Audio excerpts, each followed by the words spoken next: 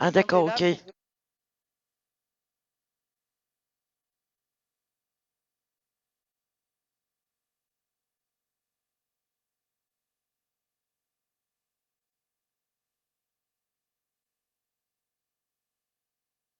Tous, j'espère que vous êtes en forme pour cette avant-dernière journée pardon, de DU, enfin en tout cas pour la première semaine. On attaque fort la journée avec un cours de sexologie. C'est un cours qui me semble en tout cas important et je pense que c'est important de l'avoir dans sa formation de médecine de la reproduction parce que ça fait partie euh, de la prise en charge. Et donc du coup on a le docteur Michel Naoui-Vichel qui vient nous parler de sexologie. Elle travaille dans le 17e, donc avant à la Pitié et maintenant dans un Voilà. cabinet dans le 17e si vous la cherchez.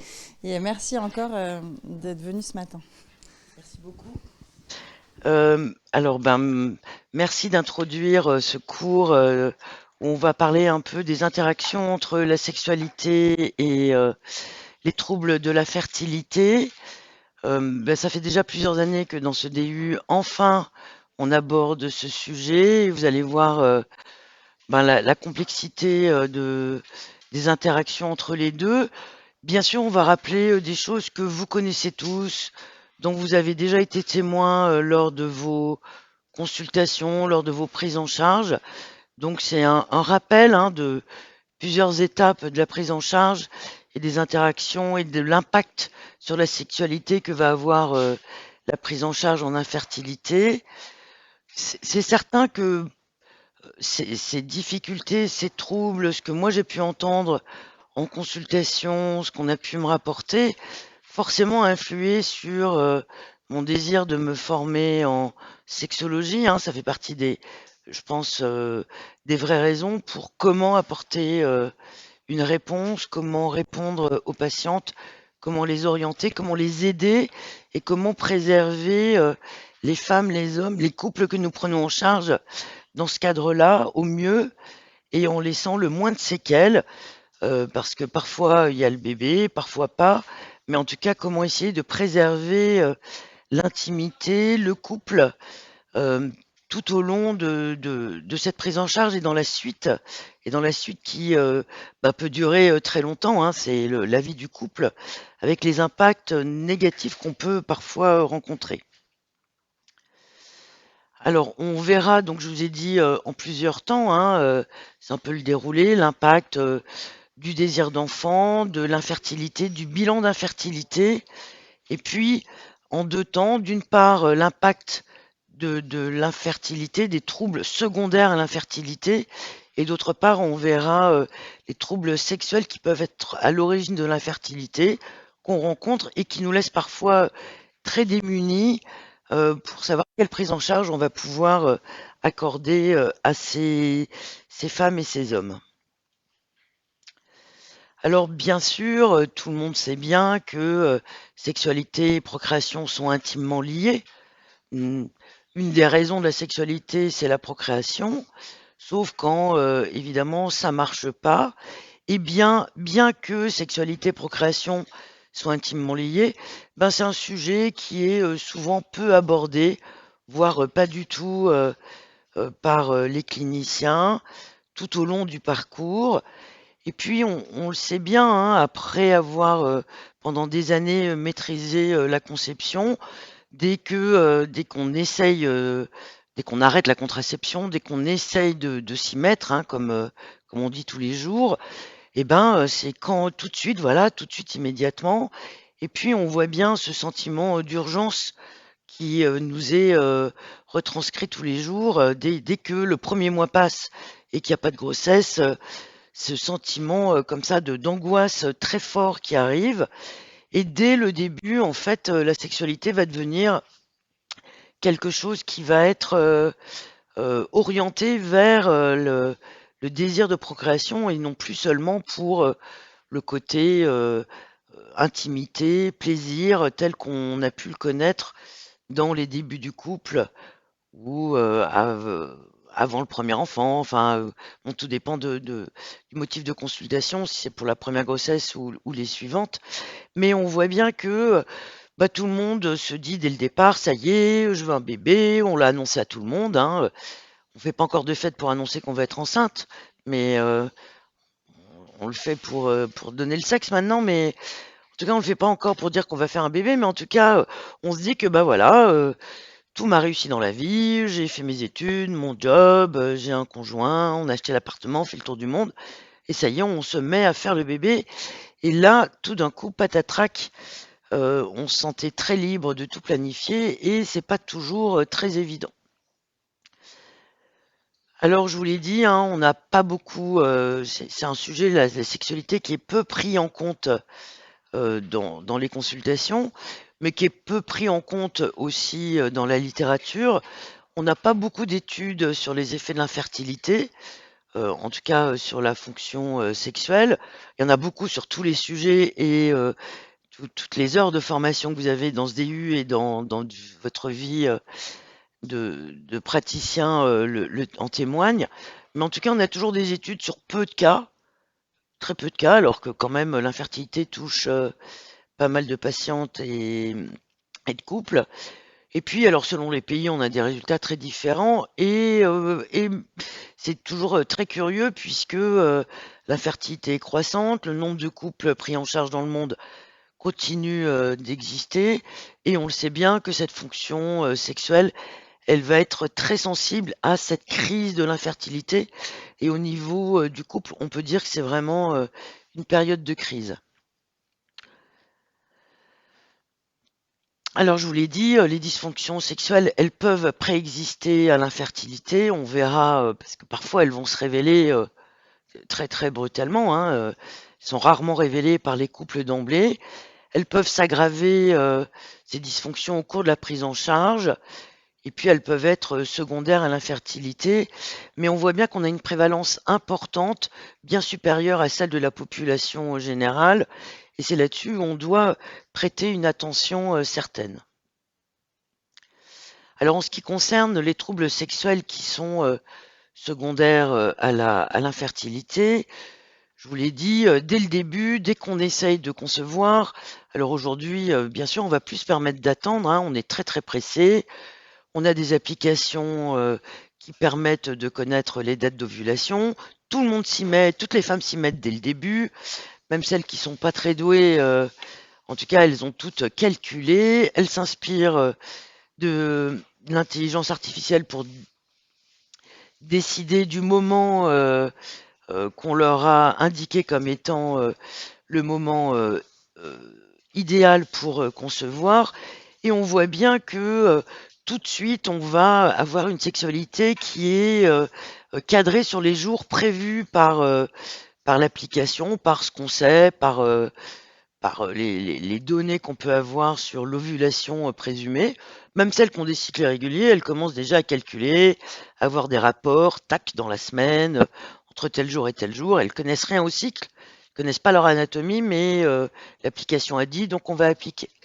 Et là, tout de suite, on voit bien que la sexualité, ça va devenir un moyen de concevoir, un moyen d'aller vers son conjoint pour lui demander de concevoir, et non plus.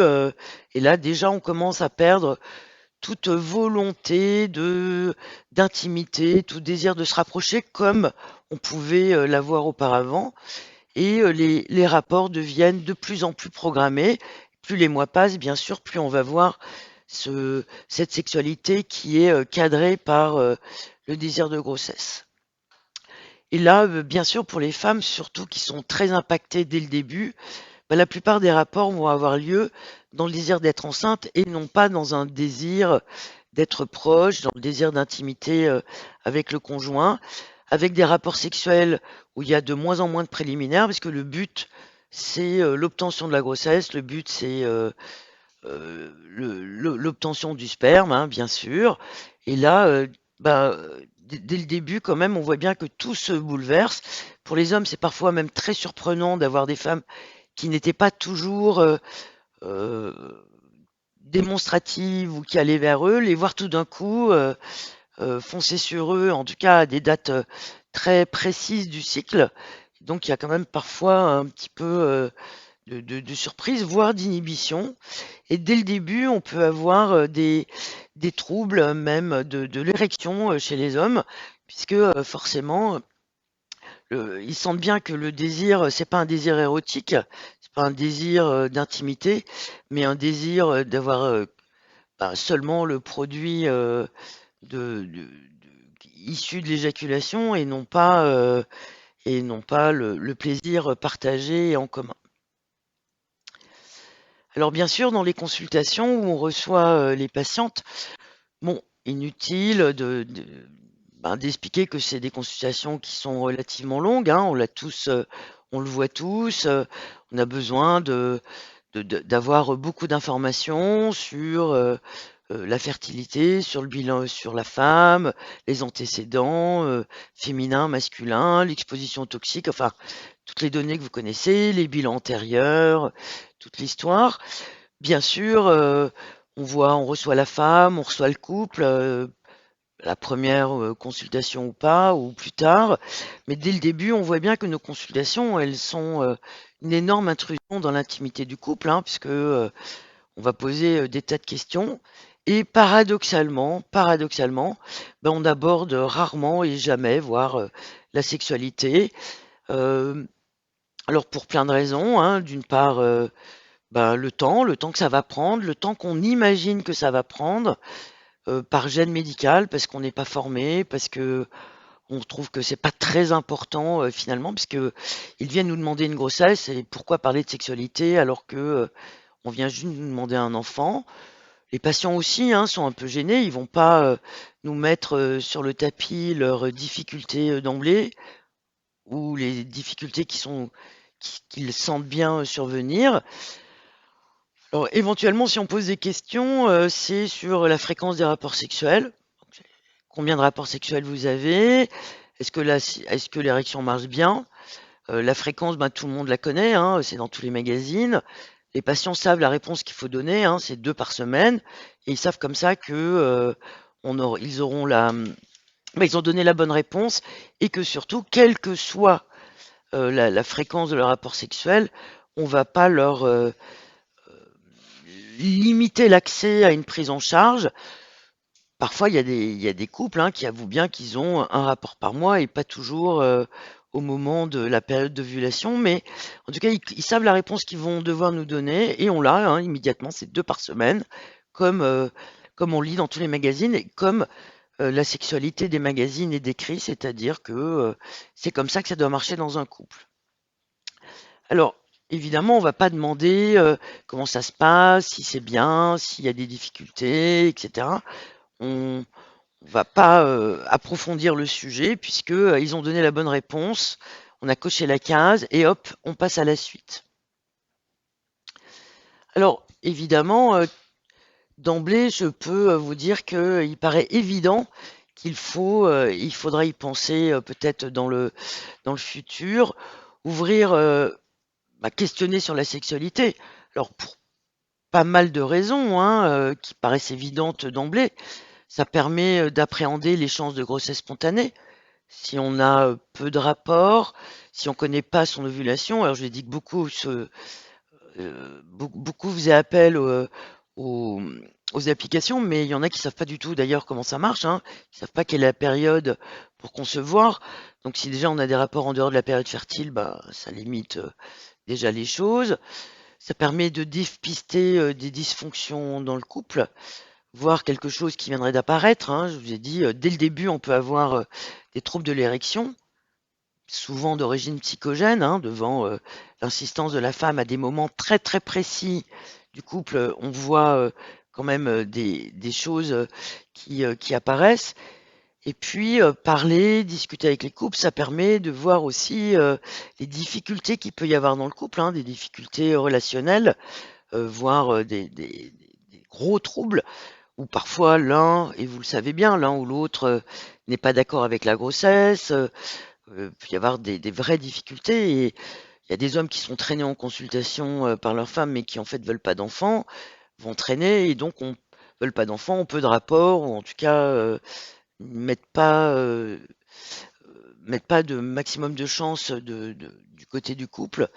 Et puis, je dirais surtout cette notion, on y reviendra, des infertilités inexpliquées. Et je pense que c'est ça quand même le plus important, le plus intéressant pour nous, c'est d'essayer dans ces infertilités dites inexpliquées, où tout va bien chez l'homme, chez la femme, parfois on ne trouve pas de raison médicale, on va s'acharner avec des traitements, et parfois c'est juste parce qu'on a une sexualité très faible, voire absente, et peut-être travailler là-dessus, ça permettrait d'obtenir des grossesses sans avoir forcément recours à des traitements lourds, compliqués, qui parfois ne sont même pas couronnés de succès, hein, donc on résout pas toujours ces difficultés.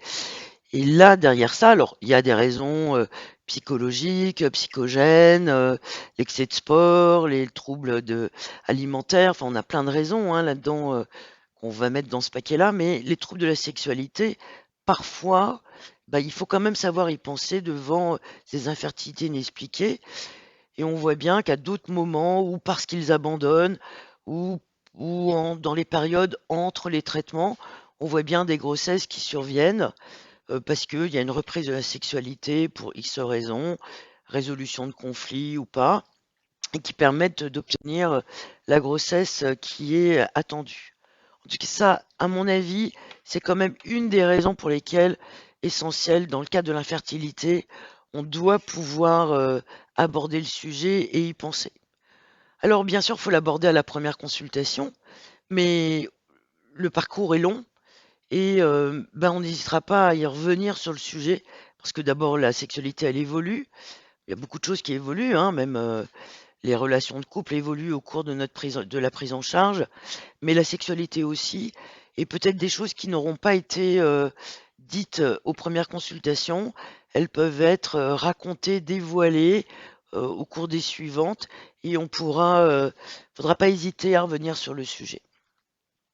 Alors bien sûr, bon, tout le monde l'a vécu, on l'a vu tout le temps en consultation, quand on annonce une infertilité, quelles que soient les causes, on voit bien des réactions qui sont parfois très lourdes, avec beaucoup de pleurs, des réactions qui s'apparentent au deuil, hein, avec les différentes étapes, comme les étapes du deuil, pour aboutir à une acceptation très douloureuse de l'état d'infertilité.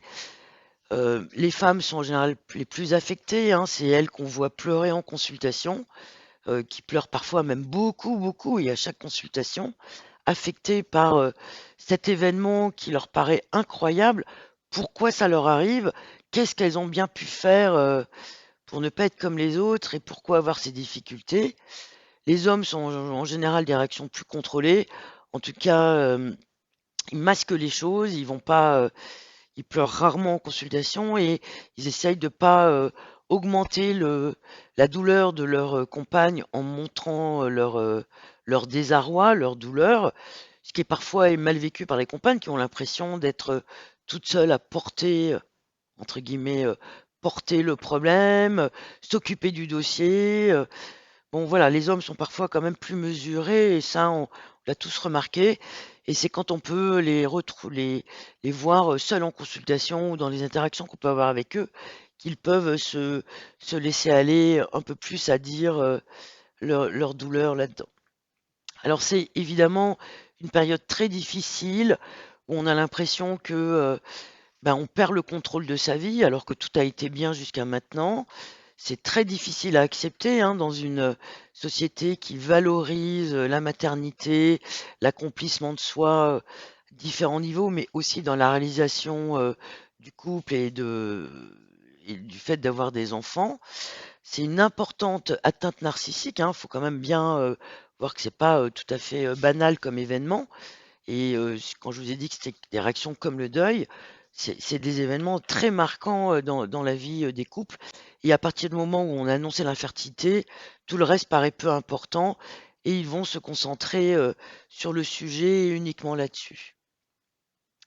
Bien sûr, ça peut entraîner des changements de relation avec l'entourage, plus envie de voir les autres, les frères, les sœurs qui ont déjà des enfants, les réunions de famille où on doit se coller les enfants des autres alors qu'on n'y arrive pas soi-même, où on va avoir des questions des vieilles tatas, des grands-mères et des parents sur bah alors, quand est-ce que vous y pensez? Et puis on voit bien que bah, l'annonce d'infertilité peut entraîner et augmenter la raréfaction des rapports sexuels, puisque bah, à quoi bon, hein, ces rapports qui ne servent plus à rien? On a déjà commencé à perdre le, le- le but érotique et de plaisir dans la sexualité, et puis finalement, bah, à quoi bon, hein, ça sert même plus à rien d'avoir des rapports sexuels, puisque j'ai les trompes bouchées, puisque j'ai de l'endométriose, puisque mon AMH est basse. À quoi bon poursuivre cette sexualité qui ne rapporte rien, ne rapporte pas cette grossesse? Et pour celles qui poursuivent, ben, elles décrivent bien l'absence de plaisir et parfois des douleurs, très paradoxalement, hein, qui surviennent. Évidemment, des douleurs parce que peu de plaisir, peu de lubrification au moment des préliminaires ou pendant le rapport, ce qui va entraîner des douleurs à la pénétration. Les difficultés érectiles, tout au long du parcours, on peut les voir arriver, surtout dans les périodes qui pourraient être les périodes fertiles, hein, puisque à quoi bon? Et puis voilà, c'est comme un examen de passage tous les cycles où il va falloir avoir une érection. Et puis bah, à quoi bon? Puisque de toute façon, ça sert à rien et on n'obtient pas de grossesse, le sperme est pas bon, on nous l'a décrit comme étant avec des spermatozoïdes insuffisants ou anormaux. Et donc, on voit bien ces réactions qui sont pas toujours d'ailleurs annoncées ni révélées par les patients, hein, parce qu'ils gardent bien de nous le dire, puisque on doit en rester à 2 fois par semaine pour être pris en charge. Donc, on a beaucoup de, je vous l'ai dit, hein, c'est une vraie période de crise pour la femme, pour l'autre, pour le couple. Beaucoup de jalousie par rapport aux autres, par rapport à toutes ces femmes que l'on voit dans les cabinets de consultation, dans la rue, à la boulangerie, dans la famille. Et donc, c'est quelque chose qui est quand même très difficile à vivre. Et avec cette pression sociale qui est toujours présente, hein, toute la famille autour du lit conjugal qui attend cette grossesse qui n'arrive pas. Alors, le vécu, il est bien sûr, bah, il va forcément être comment dire, il va dépendre bien sûr de la cause, de la pression familiale, ça c'est évident. Et on le sait bien que le partenaire qui est coupable, c'est-à-dire que ce soit l'homme ou la femme, le partenaire qui est responsable de l'infertilité, va développer une énorme culpabilité par rapport à l'autre. Voilà. Et parfois même pour les femmes, on va entendre des réflexions bah, pour la femme et l'homme d'ailleurs, de est-ce que j'ai fait le bon choix, est-ce que j'ai fait le choix du bon partenaire, puisque à cause de ce partenaire, je n'arrive pas à concevoir. Et on voit bien comme ça peut impacter le couple, ces pensées-là qui arrivent. Voilà, j'ai choisi un homme qui est azoospermique ou oligospermique. Moi, j'ai rien et je vais être obligée de subir des traitements, quelque chose que j'avais pas du tout envisagé pour l'instant. Et je vous le répète, c'est une vraie atteinte de l'identité féminine, hein, puisque pour la femme, ben, on le sait bien, hein, qu'on a un rôle sociétal de faire des enfants, porter des enfants, que c'est la femme qui, dès le début, est accusée quand il y a une infertilité, c'est elle qui est souvent responsable, entre guillemets, de l'infertilité. Pour les hommes, on le voit bien, on arrive à un moment où on va avoir confusion entre virilité et fertilité, et cette infertilité peut être vécue comme une impuissance, avec comme conséquence ben, une impuissance entre guillemets qui se révèle au cours des soi-disant, enfin des essais de rapports sexuels où on peut avoir des, je vous l'ai dit, des difficultés à l'érection. C'est une vraie menace pour l'estime de soi, et puis avec cette honte, cette inadéquation euh, personnelle, sexuelle qui apparaît, et c'est vraiment très difficile pour les hommes, même si ils communiquent peu sur le sujet. Et on voit bien les réactions des hommes qui, très paradoxalement, peuvent fuir, on le voit hein, pour certains, dans le travail. Voilà, alors là, ils sont plus du tout à la maison, ils font du sport à outrance et vont parfois même fuir cette, cette annonce, cette période très difficile. Ils peuvent même s'orienter vers des relations extra-conjugales qu'on a parfois du mal à comprendre, hein. Comment il vient consulter pour obtenir une grossesse avec sa compagne, et puis finalement, on le voit hein, avec les IST, les infections qu'on découvre, qu'on peut découvrir lors des examens, et on les voit parfois s'orienter vers des relations extra-conjugales, parfois même avec des femmes plus âgées ou des femmes qui ont déjà des enfants, qui, elles, ne vont pas leur demander de faire des enfants. Et donc, c'est quelque chose qui parfois peut être très reposant pour eux. Être avec une femme de plus de 40 ans ou une femme qui a déjà 3 enfants, ouf, c'est bon, elle est pourvue, elle va pas venir exiger un enfant et être comme ça, les mettre en péril et augmenter ce traumatisme. On en voit qui maternent leurs compagnes, les consolent, prennent en charge aussi le dossier, qui ne font rien d'autre et qui restent auprès de leur femme, toujours à la consoler.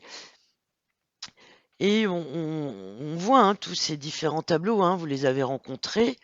Alors, ce qu'ils disent en général, c'est qu'ils sont quand même très exclus hein, de la prise en charge de la relation médecin-patient, puisque souvent on s'adresse aux femmes, celles qui font l'objet le plus d'examens, qui vont être qu'on va voir le plus souvent au cours de la prise en charge médicamenteuse, pour les inséminations, pour la FIV, celles qui sont ponctionnées. Donc, tous nos soins sont orientés vers les femmes, un peu moins vers les hommes, hein. On leur a demandé de faire le recueil et puis c'est tout. Enfin, on leur explique le traitement, mais bon, il faut leur redonner cette place d'homme, ça c'est sûr, au cours des consultations. Alors bien sûr, on sait que eux, ils travaillent. Alors, les femmes, pas toujours, mais enfin, je plaisante, mais il faut quand même qu'on leur redonne cette place dans le couple, cette place d'homme. Et on les voit, hein, ces hommes certains deviennent experts dans les je l'écris en spermiologie, donc ils savent par cœur leurs résultats, ils connaissent le déroulé, que l'autre fois il y en avait 100 000, cette fois-ci 200 000, les pourcentages, les formes typiques, atypiques, la vitalité, enfin ils connaissent par cœur tous les déroulés, bien mieux que d'ailleurs. On voit bien, ils ont passé des heures à essayer de comprendre et interpréter les résultats, ils sont très très forts, et puis bien sûr, c'est tellement fréquent les difficultés au niveau, enfin le nombre d'infertilité masculine, on le voit bien, cette espèce de culpabilité d'imposer ces traitements à la femme, alors que eux, bah, finalement, on leur demande de venir faire le recueil le jour J à leur âge, pas tellement plus, alors qu'elle a subi des traitements pendant pas mal de jours avec l'impact des traitements. La cause de l'infertilité, quand elle est masculine, elle est souvent cachée par les hommes, hein, qui viennent pas dire à table, à la table familiale du dimanche ou du jour, quand il y a des réunions de famille, viennent pas expliquer que eux ont des difficultés. Et très paradoxalement, bah souvent les compagnes aussi, hein, elles protègent leurs compagnons. Elles préfèrent prendre sur elles la responsabilité de l'infertilité plutôt que de dire bah oui c'est lui, hein, c'est pas moi, moi je vais bien, c'est lui.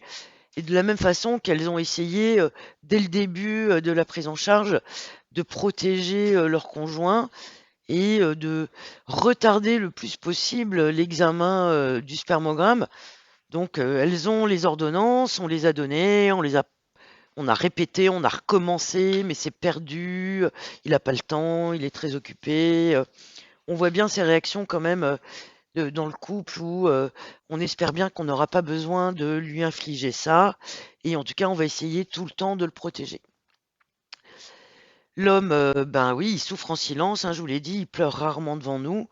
Et on voit bien au début et pendant toute la prise en charge, ces troubles qui peuvent arriver au niveau de l'érection, au niveau de l'éjaculation, et surtout en période fertile. Et c'est vraiment ce qu'on appelle l'anxiété de performance reproductive.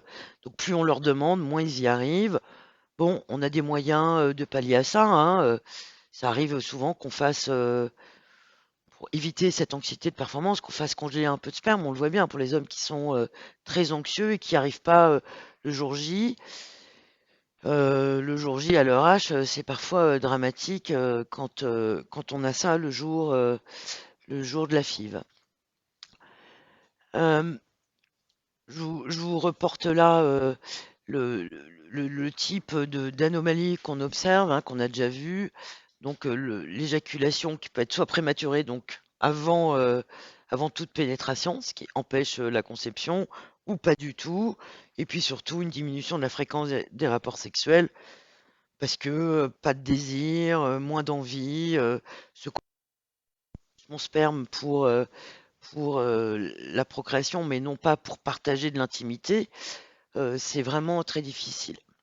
Pour la femme, c'est vraiment différent, bien sûr, puisque elle, même en train de pleurer, elle n'a pas d'incompétence sexuelle. Elle peut, euh, elle peut faire, même quand elle n'en a pas envie. Mais on voit bien que, je vous l'ai dit au début, on a l'initiative sexuelle qui augmente, et puis ce corps qu'on va exposer, morceler tout au long du traitement, on va s'intéresser qu'au corps de la femme, hein, non pas elle en tant que personne, mais à ses ovaires, à ses trompes, faire des échos, enfin bon, on devient quand même un corps très chosifié pendant la prise en charge en AMP. On voit bien que tout ça quand même, ça va influer et puis, on entend, hein, c'est cette angoisse, la peur de la répudiation, selon, l'origine, la peur du rejet de la famille, du conjoint, cette culpabilité énorme, surtout quand il y a eu des antécédents d'IVG, avec ce partenaire ou d'autres, hein, d'ailleurs et tout ça, ça revient quand même, très, très fort et bien sûr le questionnement, permanent sur, l'identité sexuelle, sur, le rôle maternel social qui est, euh, qui est attendu. Et on l'observe tous, beaucoup de syndromes dépressifs chez les femmes qui sont suivies pour infertilité. Vous voyez, ça concerne un tiers des femmes et on le voit, hein. Alors, cette dépression, elle est exposée ou elle est masquée, mais on le voit bien, la perte de la joie de vivre, le fait où tout est tourné vers les traitements, l'arrivée de l'enfant, les pleurs répétés, et le plus souvent au niveau de la sexualité, eh bien, vous voyez, toutes les fonctions qui sont affectées, c'est-à-dire le plaisir, la satisfaction sexuelle, il n'y a pas d'incompétence, mais ben, on n'a plus envie, et en tout cas quand on le fait, c'est juste pour le devoir accompli et non pas par plaisir. Alors, je décris un tableau très noir, mais il y a des couples qui vont très bien. Il y a des couples qui vont rester ben, très forts ensemble, qui vont avoir. Ben, c'est une épreuve, ils la partagent ensemble, ils la vivent ensemble, ça renforce la cohésion du couple. Voilà, c'est une épreuve et on les voit, hein, ceux qui restent très proches, très, très attachés l'un à l'autre, qui sont tout le temps ensemble, qui se soutiennent, hein, comme on doit le faire peut-être dans les épreuves de la vie, hein, quand on est un couple solide. Et là, c'est peut-être leur première grosse épreuve, mais on les voit, ces couples solides. Et heureusement qu'on en voit des comme ça, hein, parce que sinon, ça serait... bon, c'est déjà terrible ce qu'on leur fait, alors avec l'idée qu'on va, pour un certain nombre d'entre eux, apporter du bonheur, mais heureusement qu'il y en a qui restent très, très fertiles.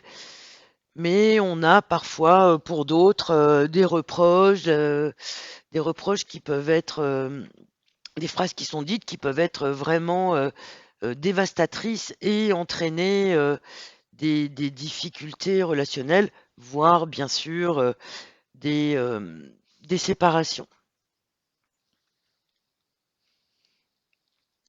Je voulais juste parler un petit peu de l'endométriose.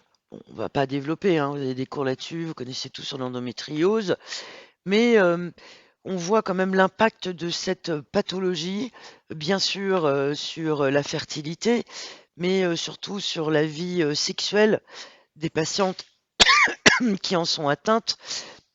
Et on entend, hein, pour celles que l'on suit pour endométriose, et là, dans notre cadre, dans le cadre de l'infertilité, donc tout cet impact qui est pas toujours, bien sûr, pris en compte, même si on entend dyspareunie, ça c'est les douleurs, voilà.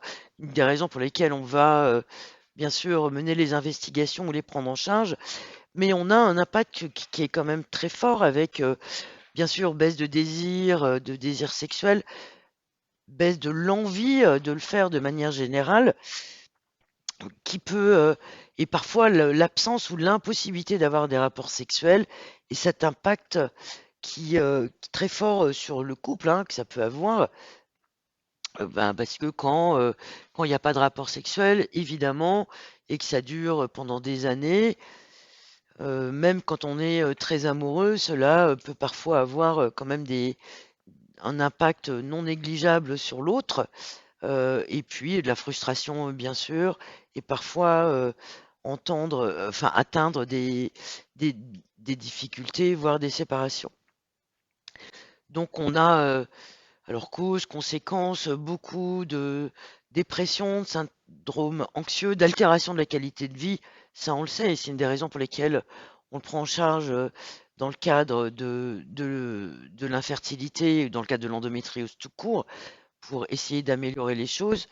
Et on voit bien le conjoint dont les sentiments peuvent varier. Donc on a, ce côté positif du conjoint qui est très proche, qui est dévoué, qui très attentif, par rapport à sa compagne, jusqu'au moment où parfois d'autres qui vont réagir avec plus de gêne, voire de dégoût, hein, devant cette femme qui a mal tout le temps, qui refuse tout.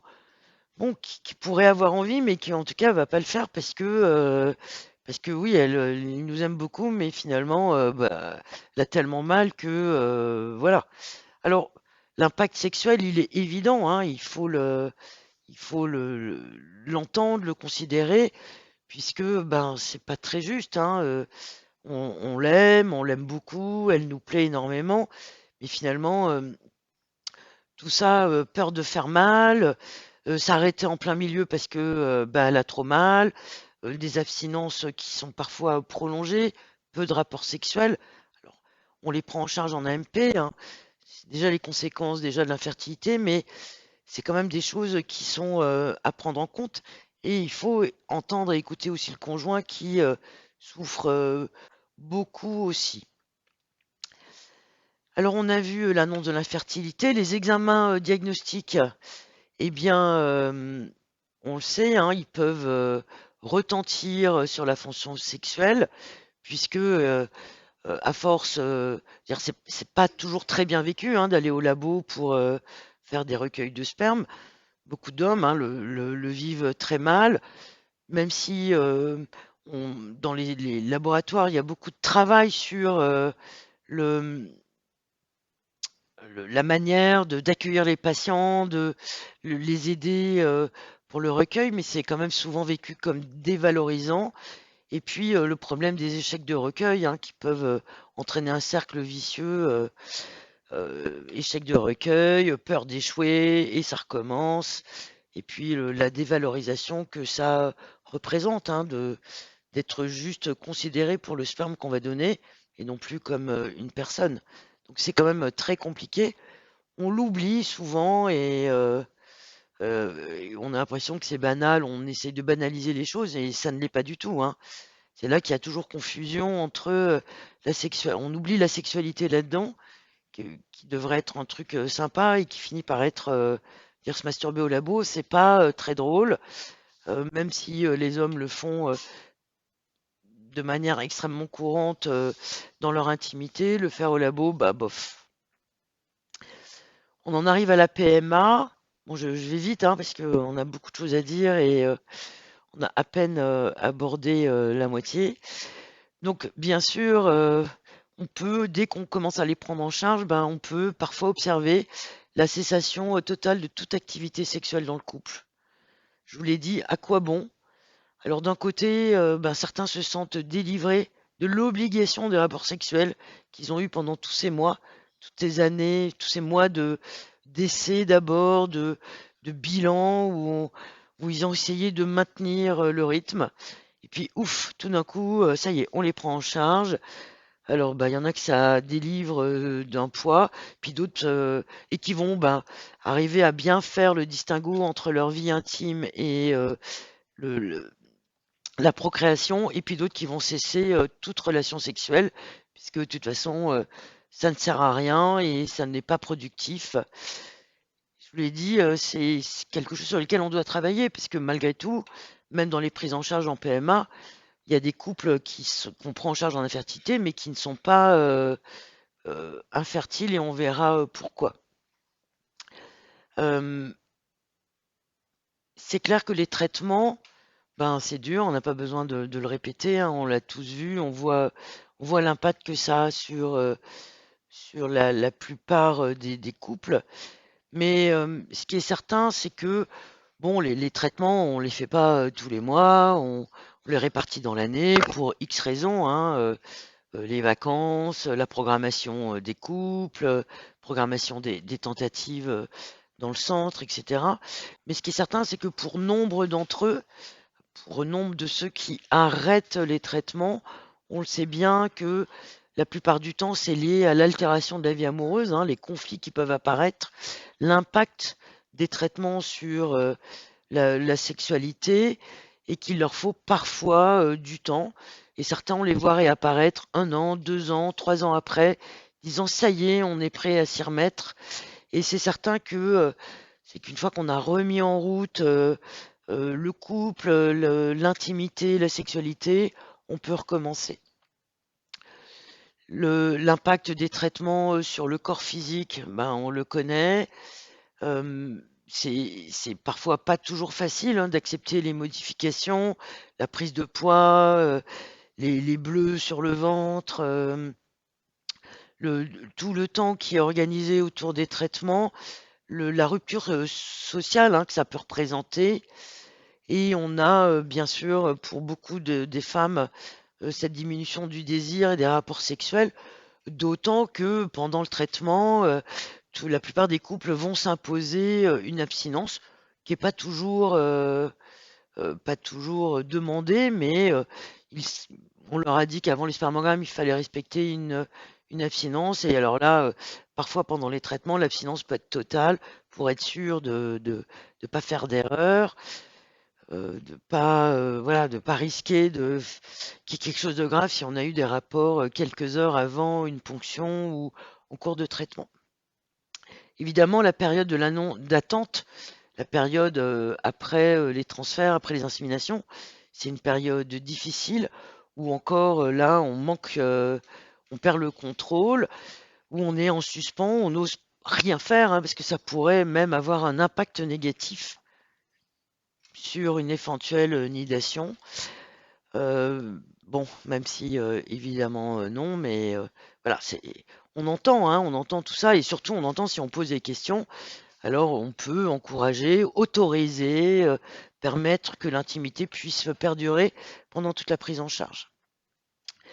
Évidemment, on le voit, hein, toutes les phases de toutes les étapes psychologiques au cours de la prise en charge qui sont différentes selon le moment où on est et l'impact que ça peut avoir sur nous. Alors, je vous l'ai dit, après la MP, en tout cas, on l'a tous observé, hein, la plupart des couples, grossesse, quand la grossesse est obtenue, oublient au maximum les équipes, se rappellent à peine du nom des médecins qu'ils ont pu voir en consultation et à multiples reprises. On le sait, hein, qu'il y a beaucoup d'abandon, je vous l'ai dit tout à l'heure, à la fin d'un premier cycle, un taux énorme à la fin de 3 cycles. Et c'est évident que il est quasi certain que bien sûr, il y a les conséquences physiques, financières, mais en tout cas, les conséquences sur la sexualité et l'impact peuvent intervenir largement là-dessus. Alors, si on considère les troubles qui peuvent être à l'origine de l'infertilité, parce qu'il y en a, et cela concerne 5% des couples, ce qui n'est pas négligeable, bien, il faut dès le début s'assurer que les rapports sexuels ont bien lieu comme il se doit, hein, par voie vaginale, Alors ça paraît banal quand on le dit, hein, des experts en fertilité, les experts que vous êtes, euh, ça paraît banal, hein, mais on se dit que bah, tout le monde sait comment faut faire. Eh ben non, tout le monde ne sait pas. Tout le monde ne sait pas et il y a des couples qui n'obtiennent pas la grossesse parce qu'ils ne savent pas comment on fait. Il y a des couples qui ont eu peu d'éducation sexuelle, voire pas du tout, et qui savent pas, voilà, et qui savent pas, mais surtout ils n'osent pas demander. Et donc, alors vous pouvez dire, bah, c'est facile de le savoir, il suffit d'allumer, de demander à Google et de regarder un film. Bah, en même temps, les gens qui savent pas, c'est aussi des gens qui ben, vont pas aller ou ont pas les ressources intellectuelles ou financières pour aller regarder et qui en tout cas ont pas forcément les moyens de savoir comment faire.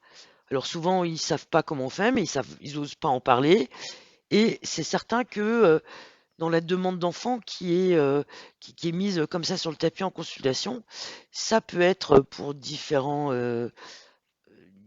troubles, une demande déguisée de prise en charge. Donc, ils viennent demander un enfant et bah, il y a une difficulté qu'on n'a pas encore identifiée et il va falloir trouver quel est le problème et comment on va pouvoir prendre en charge cela. Alors, les difficultés masculines, ben, je vous l'ai dit, hein, parfois, il n'y a pas d'éjaculation au cours du rapport sexuel. La plupart du temps, bien sûr, pour les hommes jeunes que nous prenons en charge, en respectant la loi. La plupart du temps, c'est une origine psychogène, hein, pas d'éjaculation, pas de sperme, pas de chance de grossesse, pas de risque que ça marche pas. Donc comme ça, le problème est réglé.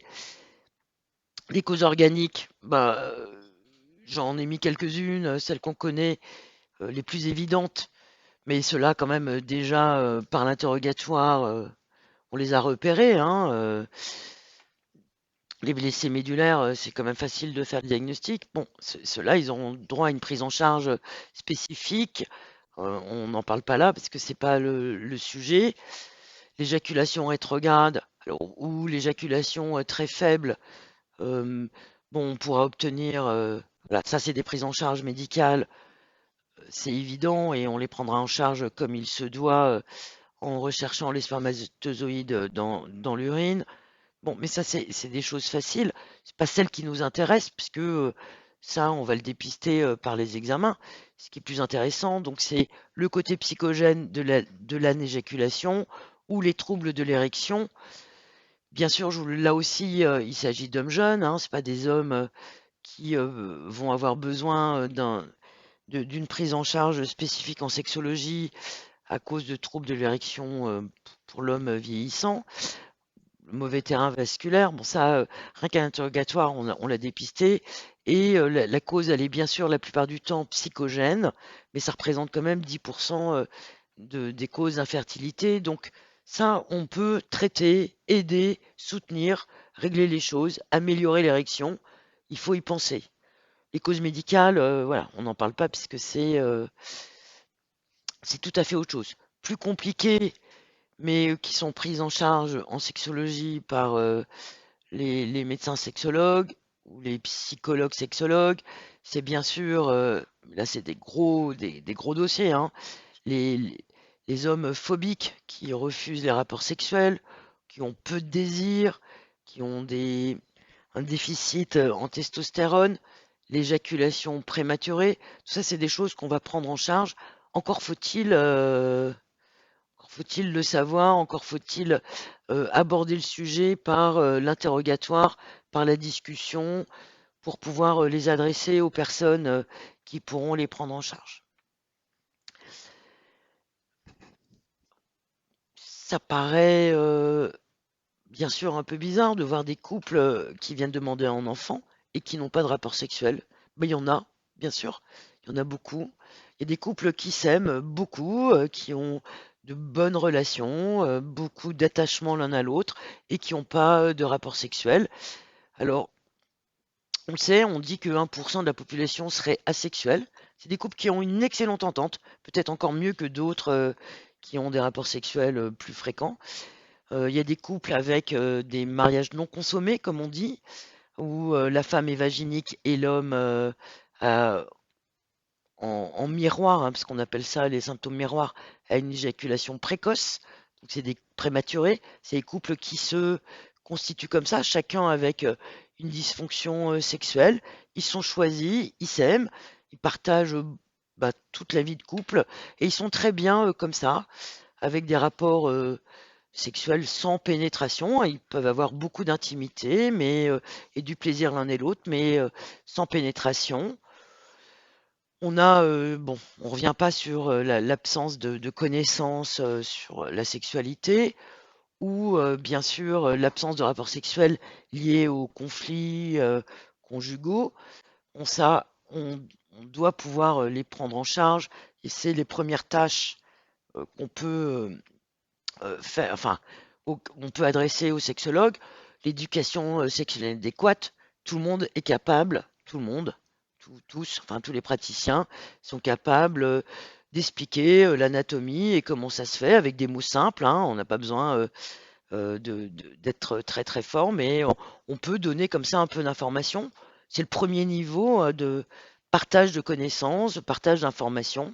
C'est d'ailleurs le premier niveau de ce qu'on fait en sexologie, hein, de donner l'information, d'expliquer l'anatomie. Et parfois, des choses simples, ça suffit pour résoudre les difficultés. Puis sinon, on adresse. Mais tout ça, il faut quand même savoir que c'est très fréquent et qu'il faut pouvoir bah, déjà les dépister pour les prendre en charge et les traiter. Bon, je vous ai mis ici toutes les difficultés féminines, mais je voudrais plutôt qu'on parle, et on va y revenir, du vaginisme. C'est toujours quand même ce qui nous intéresse.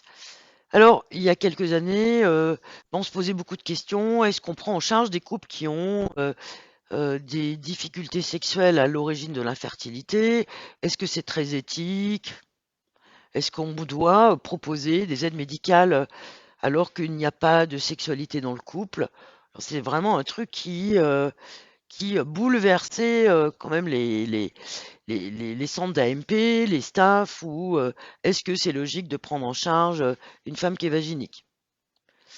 Euh, prendre, est-ce que c'est éthique de prendre en charge un homme qui a des troubles d'érection? Ça, en général, ça pose pas de questions, surtout les troubles d'érection ou les troubles d'éjaculation psychogènes. On congèle le sperme parce que ceux-là, en général, ils ont des difficultés lors du rapport sexuel, mais pas pour le recueil, hein, au laboratoire, ou pas pour la masturbation. Donc ça, en général, il n'y a pas de question, hein, ça se fait très facilement.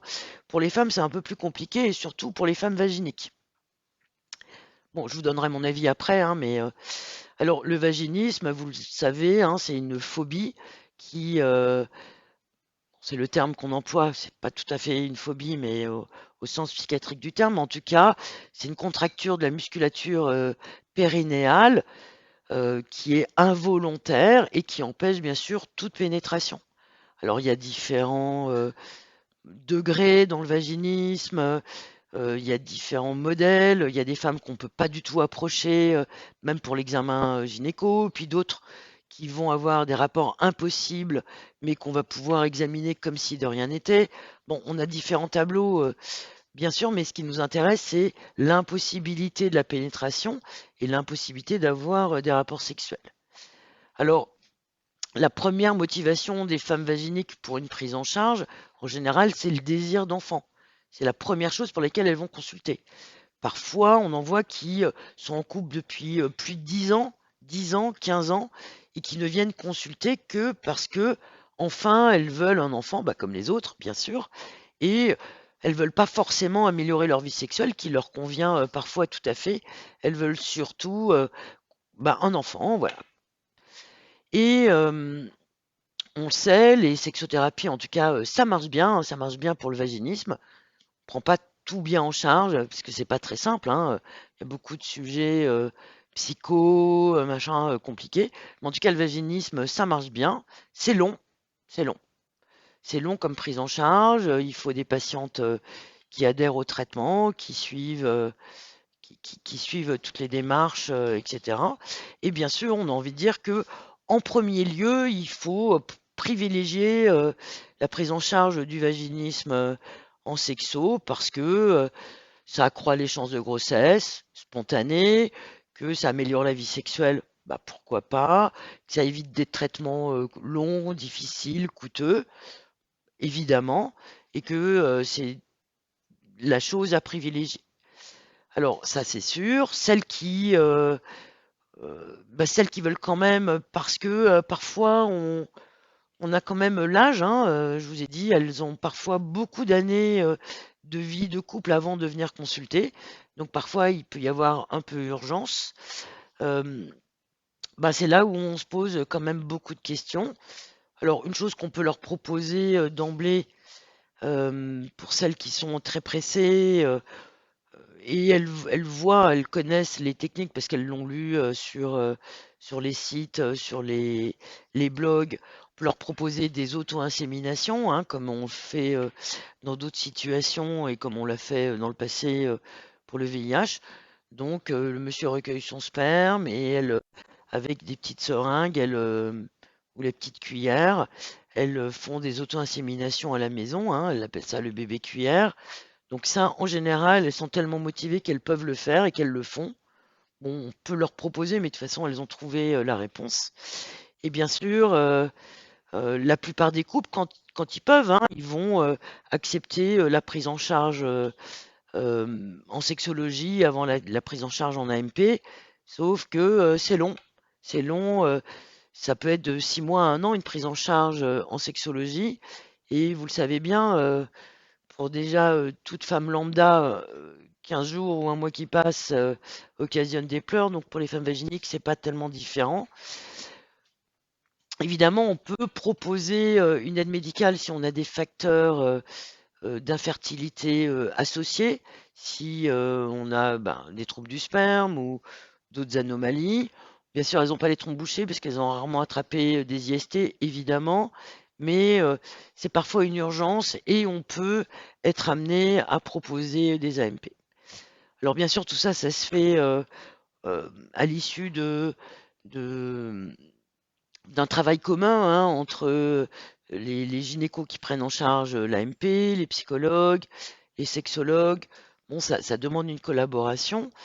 Et bien sûr, je vous l'ai dit, moi je trouve que pendant longtemps, on se disait, est-ce bien raisonnable de prendre en charge vaginique? Parce que c'est une galère quand même, hein, faut être clair. Pour les ponctionner, pour transférer les embryons. Et puis pendant longtemps, on se posait des questions, est-ce bien raisonnable de prendre en charge des femmes qui n'ont même pas eu de rapport sexuel et qui n'ont même pas essayé?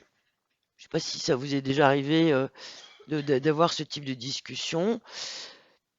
Alors moi, moi je pense que c'est légitime de les prendre en charge, d'autant que maintenant avec cette loi de bioéthique toute récente, on a l'ouverture de la PMA pour les femmes seules, pour les femmes en couple, pour voilà, des situations où on peut dire on n'a pas toujours une sexualité active. Donc, on n'a plus de critères d'infertilité, on peut faire beaucoup de choses très complexes. Et en tout cas, on voit bien maintenant le clivage entre la prise en charge en PMA et la sexualité.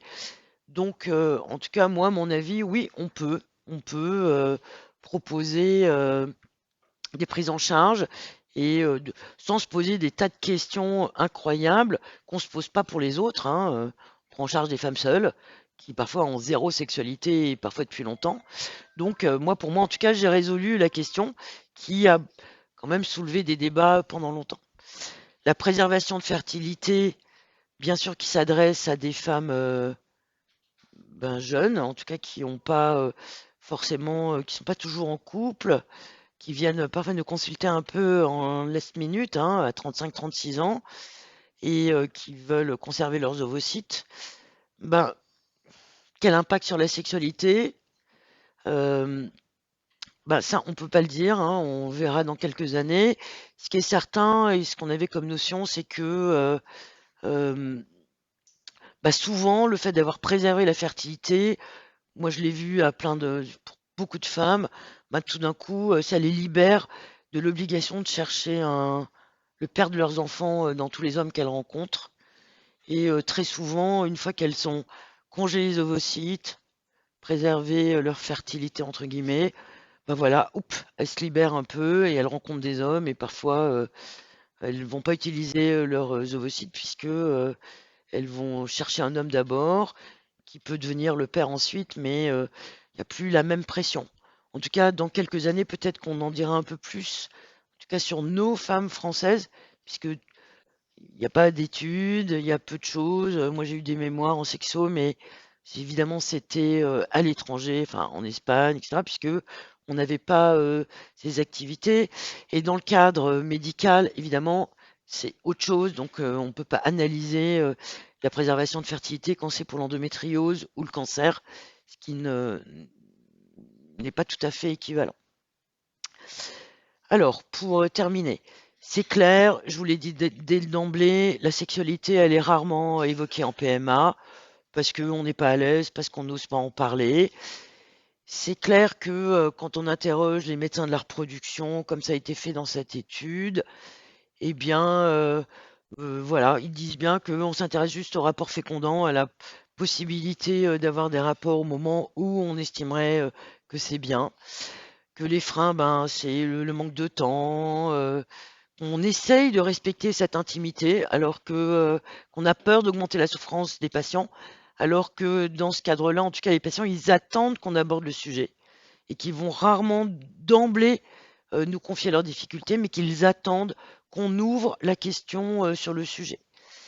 Ce qui serait intéressant, c'est que ben, dans les centres d'AMP, comme il y a des consultations de psychologie, qu'il y ait aussi des consultations qui puissent être pris, permettre aux patients qui le souhaitent d'être pris en charge, d'être accompagnés, qui est, même s'il n'y a pas de consultation dans le centre, qui est des personnes référentes sexologues formées en sexologie qui soient des personnes référentes auxquelles on puisse adresser les patients et de manière régulière, qu'il faut, c'est clair, reconnaître cette souffrance, parler avec tact et discrétion, c'est clair, éviter toujours d'insister sur la programmation des rapports sexuels, hein.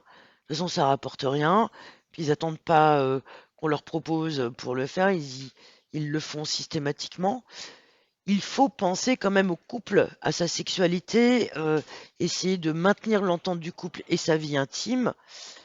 Je vous ai mis là quelques exemples de questions qu'on peut poser euh, pour vous donner un peu les formulations. Donc, c'est des questions ouvertes, hein. On pense toujours à donner des questions ouvertes, pas des questions fermées, où la réponse va être oui ou non. Donc, des examens qu'on peut, comme ça, des questions qu'on peut poser tout au long du parcours, sur lesquelles on peut revenir. Parfois, les personnes ne disent rien la première fois, mais on a ouvert la porte, et c'est parfois quand on repose la question qu'on va euh, pouvoir se sentir libre d'aborder le sujet. Donc c'est des exemples, hein. Après, chacun trouve ses mots et trouve la manière de le dire.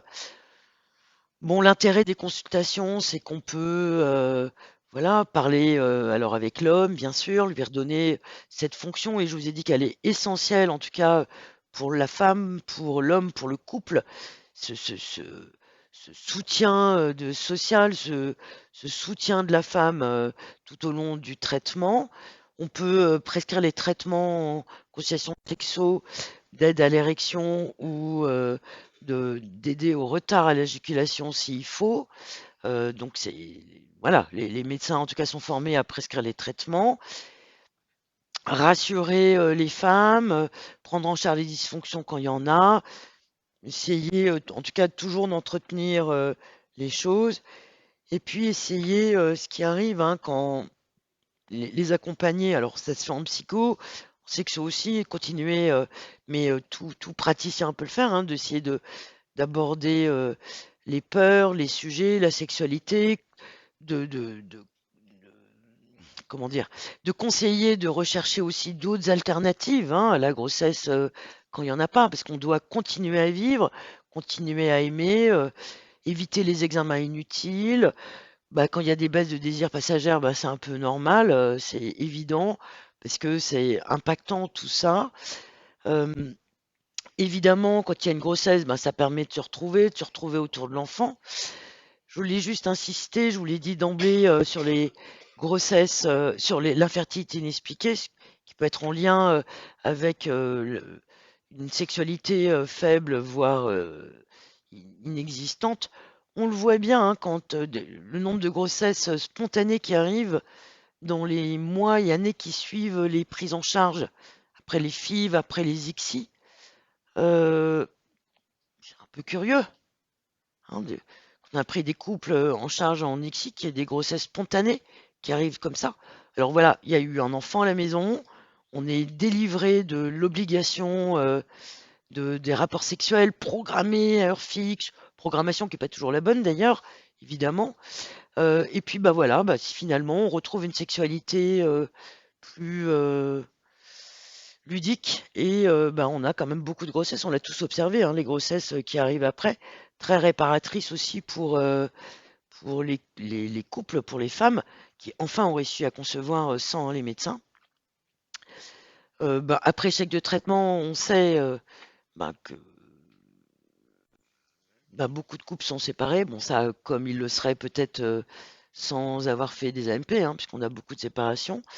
Et on doit bah, penser aux femmes 20 ans après. 20 ans après, à l'âge où elles pourraient être grand-mères. Parfois, c'est une période très difficile pour elles à vivre. Il faut ben, y penser, en tout cas, c'est peut-être ma conclusion, y penser, accompagner les couples, vous faire aider, faire accompagner, trouver des ressources, des personnes ressources dans votre centre ou autour de votre centre pour pouvoir confier les patients, même si vous considérez que vous n'avez pas le temps, mais aborder le sujet, occupez-vous-en. Ça prend pas tellement de temps, pas tellement. Mais en tout cas, on peut, et si on découvre des choses, on peut orienter, ça sera beaucoup plus simple que d'abandonner les couples et de les laisser comme ça à leurs difficultés. Voilà, je vous remercie de votre attention.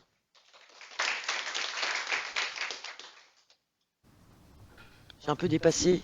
C'est pas grave, ça va. Est-ce que vous avez des questions dans la salle? Sinon, il y a une question dans le chat, c'est comment gérer des patients agressifs. Alors, je sais pas si c'est un peu hors de... Agressif? Oui, je sais pas, par rapport à la sexualité, je sais pas exactement le... Ça veut dire quoi, agressif, par rapport à la sexualité? C'est le... Ok. Ouais, je veux bien savoir ce que c'est. Bonjour. Ouais, hein, le mot agressif. Pour les dépressions dont vous parlez, est-ce que ça vous arrive de donner un traitement antidépresseur pour ça? Non. Bah, si c'est... Non. C'est pas des dépressions. Alors, il y a l'état dépressif et la dépression. La dépression, oui, là, faut la traiter. Mais là, c'est des états dépressifs. Donc oui, moi, j'en vois beaucoup quand même en prise en charge en psycho. C'est évident. Mais les femmes qui qui font des AMP, en général, elles préfèrent euh, des moyens peut-être plus naturels. Elles sont déjà le corps chargé d'hormones et de traitements. Donc je pense qu'il faut, bah, il faut privilégier tout le soutien qu'on peut avoir dans les soins du corps, dans, je sais pas moi, les massages, l'acupuncture, d'abord qui aide aussi hein, à la prise en charge en AMP, mais entouré plutôt par un état bienfaisant. Mais si on doit traiter l'angoisse, ou oui, si on doit faire, on fait, mais en général, elles veulent pas de traitement, En tout cas, moi, je ne prescris pas de traitement antidépresseur. Et si je vois qu'il y a une vraie dépression, là, je pense que c'est le moment où il faut mettre en suspens les traitements. Je voudrais savoir comment vous prenez en charge le vaginisme. Est-ce juste discuter avec la patiente ou bien il y a des traitements physiques Ah oui, il y a des traitements physiques. Bah, je pourrais dire qu'une prise en charge pour un vaginisme primaire, c'est une dizaine de consultations. C'est extrêmement bien codifié. Bon, il y a les consultations où bah, d'abord on s'informe, on parle avec elle de comment c'est arrivé. Enfin bon, c'est tout un historique. On aborde tous les différents, leur histoire sexuelle, la famille, le conjoint, l'anatomie, parce qu'en général elles ont peu de connaissances de l'anatomie. Et puis après il y a des exercices à faire. Et donc c'est à peu près une dizaine de consultations. Moi je les préviens que c'est entre 5 et 10 consultations pour une prise en charge de vaginisme. Donc il y a celles qui viennent, on le voit bien, une fois, et puis celles qui vont poursuivre le traitement. Ben, pas, moi j'en vois, voilà, elles vont jusqu'au bout. Il y a des grossesses spontanées après, naturelles, et puis d'autres qu'on prendra en charge en AMP selon les difficultés ou les facteurs associés. Mais celles qui sont motivées, le désir d'enfant est un vrai moteur pour y arriver. Mais en général, celles qui sont là depuis longtemps, elles viennent pas parce qu'elles ont peur que leur conjoint les quitte. S'il doit les quitter, il les aura quittés très vite, hein. Un homme, j'allais pas dire, c'est pas un homme normal, mais un homme qui rencontre une femme qui est vaginique, qui refuse toute pénétration, il y en a beaucoup qui vont pas accepter. Donc ceux qui acceptent, en général, c'est qu'ils sont très amoureux, c'est qu'ils ont de belles relations, et eux, ils vont pas mettre fin à la relation. Mais oui, c'est long comme prise en charge, hein. Et c'est pas, on n'a pas le traitement express du vaginisme. Alors il y en a aussi qui sont très à l'aise et veulent garder leurs symptômes, et parfois il y en a que je vais prendre en charge juste au moins pour qu'on puisse mettre un spéculum et les examiner. C'est parfois la demande, hein, qu'on fait. Je fais comme on me demande. Si au moins qu'on puisse mettre un spéculum, vous voyez, enfin c'est la base, non pas pour l'examen gynéco, mais au moins pour une insémination ou les transferts. Et parfois, c'est arrivé qu'il y en ait qu'on endorme pour faire le transfert, parce qu'elles refusent tout. Mais elles viennent pour un enfant. Elles viennent pas forcément. Enfin, dans le cadre de l'AMP, il y en a qui viennent pour un enfant. Il y en a qui viennent pas pour qu'on les traite de leur vaginisme. Donc on doit faire selon ce qu'on nous demande aussi. Pas ce qu'on voudrait et imposer une sexualité dite normale. Alors que par ailleurs, on prend en charge des femmes qui n'ont pas de sexualité. En fait, quand vous dites qu'il ne faut pas insister sur les programmations des rapports sexuels, c'est en dehors, parce que nous, les rapports sexuels, on les programme en fait. C'est en dehors de toute stimulation. Je n'ai pas compris en fait quand vous dites qu'il ne faut pas insister C'est-à-dire que faut éviter d'être tout le temps en train de leur dire les calculs des rapports sexuels. On le sait bien, hein, plus on a de rapports sexuels dans le cycle, plus on a de chances d'être enceinte. Mais qu'on doit éviter de programmer le rapport le 12 et le 13 mars parce que c'est le moment où vous allez pouvoir concevoir. Alors qu'il faut plutôt essayer d'avoir une sexualité plus régulière autour du cycle et éviter de se condenser sur 1 ou 2 jours dans le mois. Parce que là, on finit par avoir une sexualité qui n'est orientée que vers la conception et on perd tout le reste, hein. Ça, c'est le début de toutes les difficultés. On voit bien quand on commence à en parler en consultation, il y a beaucoup de couples qui sont très choqués parce qu'on dit non mais on m'a dit qu'il fallait que ce soit tous les jours. J'ai dit non mais enfin c'est pas du tout utile tous les jours. Enfin voilà, faut essayer aussi de dédramatiser ça parce que sinon. Alors c'est tous les jours ou il y en a qui ont lu qu'il faut faire 1 jour sur 2 ou parfois 2 fois par jour ou les jambes en l'air. Enfin bon, il y a quand même. D'échecs aussi qui sont difficiles. Donc tous les jours, il y en a qui n'ont pas envie tous les jours, qui arrivent coupables parce que hier soir ils n'avaient pas envie, qu'ils sont sortis tard du boulot ou je sais pas quoi. C'est un truc terrible. Donc il faut essayer de conserver une sexualité comme on a l'habitude de l'avoir ou comme on le souhaite. Que ça soit, alors 1 fois par mois, c'est sûr que c'est pas beaucoup, mais il faut essayer que ça soit. Mais bon, on ne doit pas imposer ce que l'on considère comme étant bien pour la sexualité, en tout cas des couples qu'on prend en charge.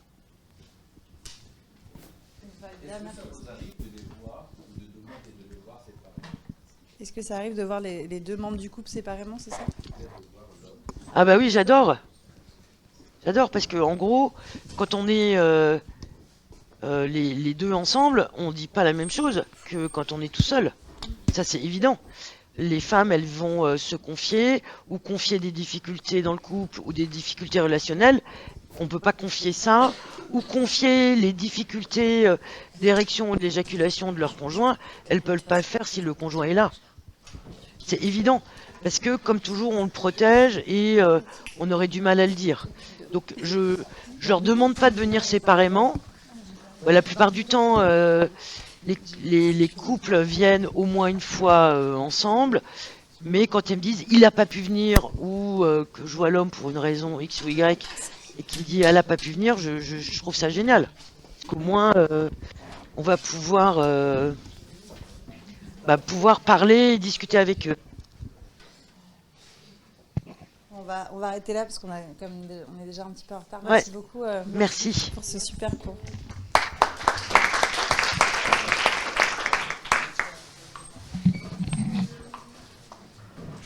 Elle est où ta présentation, Astrid? Merci.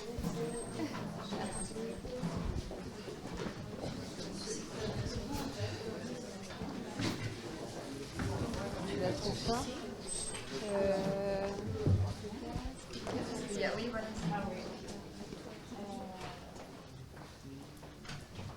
Il y a un document DU, le fichier DU. Ok, je remets juste par nom. Voilà, il est là. Je le vois. 5 février, vous voyez mieux que moi.